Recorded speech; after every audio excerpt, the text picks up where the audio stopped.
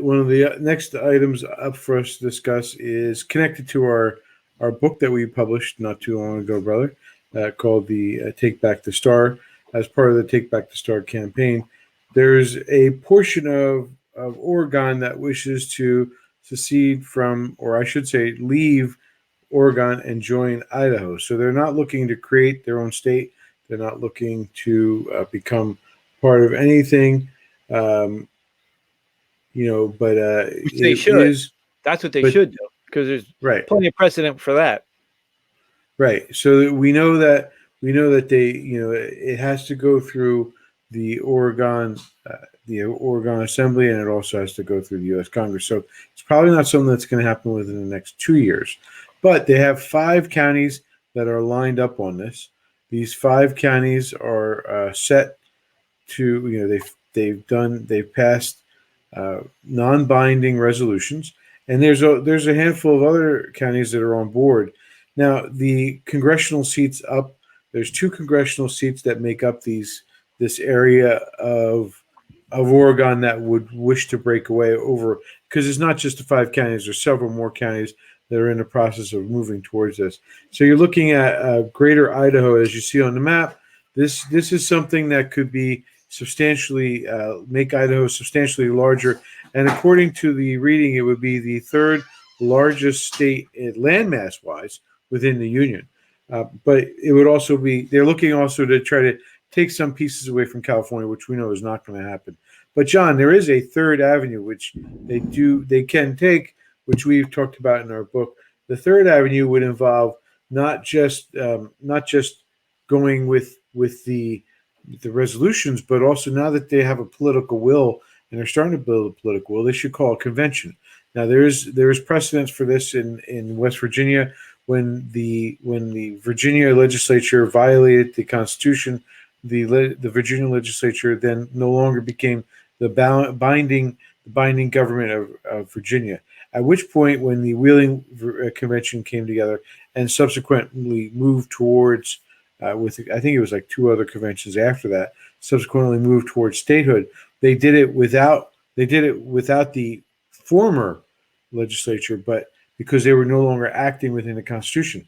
So, John, we have to ask the question: is the Oregon state, and this goes for a lot of the blue states out there, is the Oregon state legislature working within the confines of the Constitution? And we have to answer no in some circumstances. And I don't know the full details, but take a state like New Jersey, where they're in violation of our Second Amendment rights, clearly in many cases, in violation of other rights, and not following the Constitution, such as this sanctuary state nonsense. This is a complete violation of the Constitution. They're not following the federal law. They're actually separating themselves from ICE. There's a movement within the state legislature to pass a law that forbids contracts of county jails accepting state federal contracts in order to house inmates. So, John, we're looking at a definite push from the states to no longer be following the Constitution. And this is a real good chance for us to test this. If Oregon's interested, they should call a convention to move forward. Your thoughts?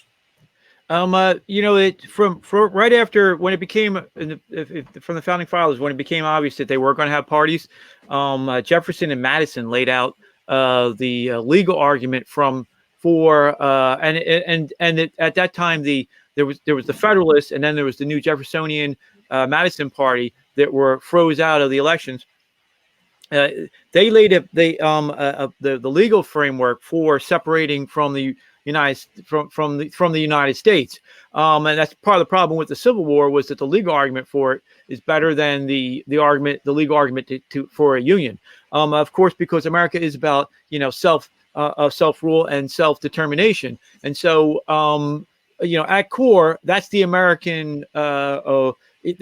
That's who an individual American citizen is at core, and so it would translate that that a group of them together, countywide or a couple counties wide, would have that same right. Again, the legal argument for separation is better than the argument for keeping them in, and we, as we pointed out in the book, that's the way to go too. because otherwise you'll have the case of what you have in New Jersey, where you have, just talking to Brotherhood of Liberty, Christopher, when I was up there, where the evil of the cities has metastasized into the little rural sections and into the counties of Sussex County, to degree that the city evil is now in Newton and in various little counties, so that if they don't do that, then they won't be able to cut off the dopey utopian cities and the evil metastasized one rule corrupt cities that they do, whether it's in Chicago and Illinois, whether it's in Philadelphia and Pennsylvania, or in any other states. We recommended it throughout the United States. That's a way to they want to play games. They're going to play games with Puerto Rico and DC. This is the fight back. This is what we recommended. And to be clear, we're not advocating secession from the Union.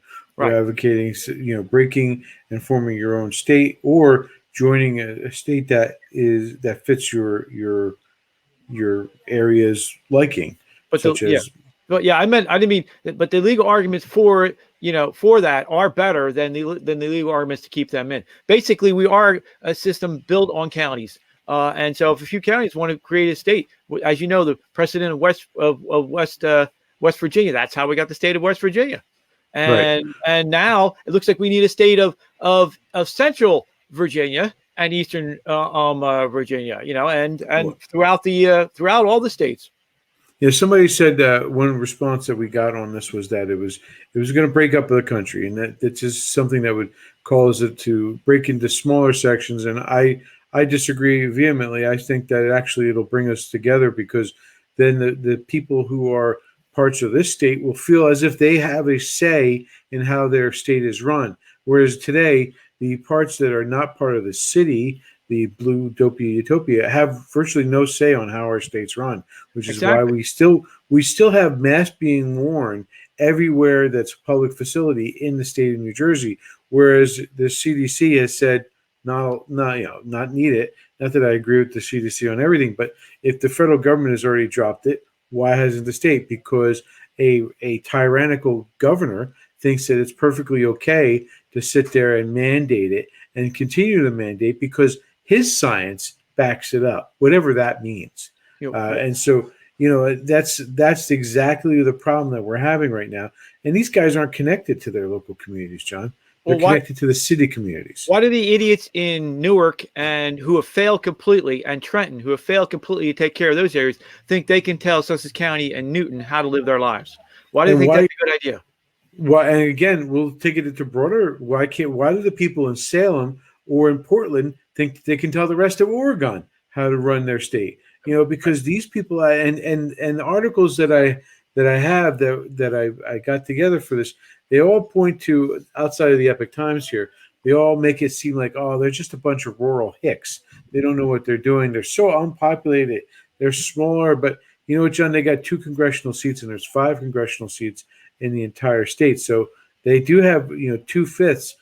That's a large amount of people. That's 1.5 million people who are looking to move into the city of, or the state of Idaho.